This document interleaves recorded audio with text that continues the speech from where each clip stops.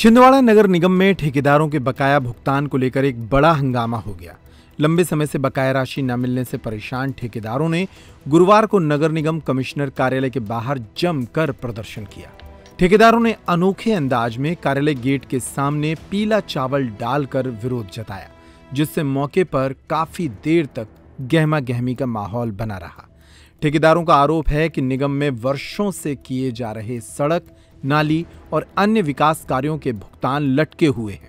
कई बार मांग करने के बाद भी राशि जारी नहीं की जा रही है।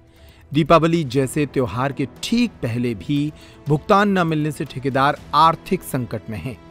ठेकेदार संगठन के अध्यक्ष ने चेतावनी दी कि अगर दीपावली से पहले हमारे सभी बकाया भुगतान नहीं किए गए तो हम दीपावली के दिन नगर निगम कार्यालय के सामने ही विरोध स्वरूप त्योहार मनाएंगे।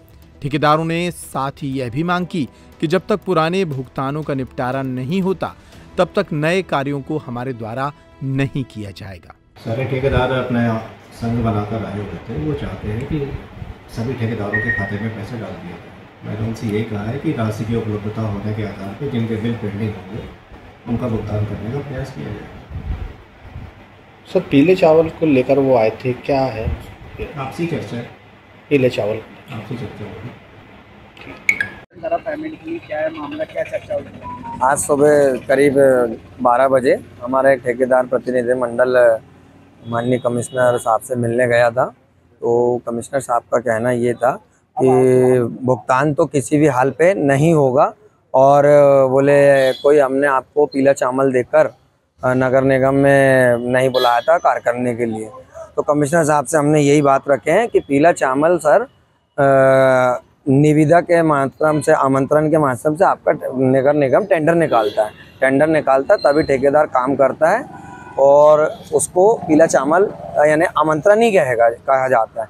इसलिए हमने उस बात का विरोध जताते हुए कमिश्नर साहब की धीरी पे पीला चावल डालकर बताया कि सर पीला चावल का महत्व ये है क्योंकि द्वापर युग में भी भगवान श्री कृष्ण ने विश्वकर्मा जी को बोले थे कि सुदामा जी के लिए एक भवन बनाओ।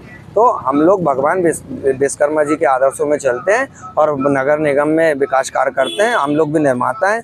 हमसे ठेकेदार एसोसिएशन से और समस्त ठेकेदारों से अनेकों बिजनेस जुड़े हैं व्यापारियों के, क्योंकि लेबर मजदूर, पुट्टी पुताई वाले, लोहा सीमेंट वाले, ऑयल पेंट वाले, अपना रेत गिट्टी वाले, हम एक ठेकेदार से कम 100-150 परिवार का भी घर चलता है।